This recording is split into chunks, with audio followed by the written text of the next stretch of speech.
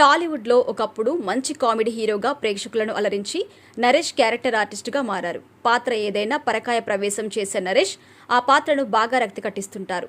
దాదాపుగా దర్శకులంతా నరేష్ను ఏదో ఒక క్యారెక్టర్లో తమ సినిమాలో నటింపచేసేందుకు మొగ్గు చూపుతుంటారు. నరేష్ గురించి చెప్పుకునేటప్పుడు మనకు మరో పేరు కూడా గుర్తుకొస్తుంది. ఆ పేరు మరెవరో కాదు, పవిత్ర లోకేష్.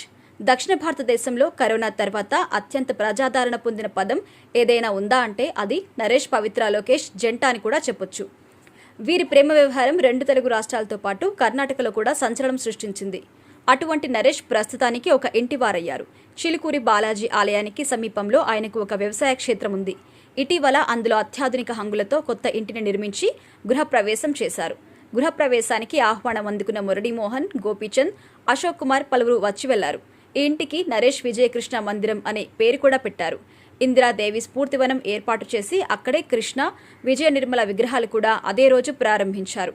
ఇక రమ్య రఘుపతి నుంచి విడాకులు రాకపోవడంతో ప్రస్తుతం నరేష్ పవిత్ర లోకేష్తో సహజీవనం చేస్తున్నారు. బాలాజీ ఆలయం వద్ద కొత్తగా నిర్మించిన ఇంటిలో వీరిద్దరు నివసించే అవకాశం ఉంది. గృహప్రవేశం సందర్భంగా పవిత్ర లోకేష్ దగ్గరుండి మరీ అతిథుల్ని ఆహ్వానించారు. రమ్య రఘుపతితో విడాకుల వ్యవహారం ఒక కొలికి వచ్చిన తర్వాత పవిత్ర లోకేష్ను వివాహం చేసుకోనున్నారు.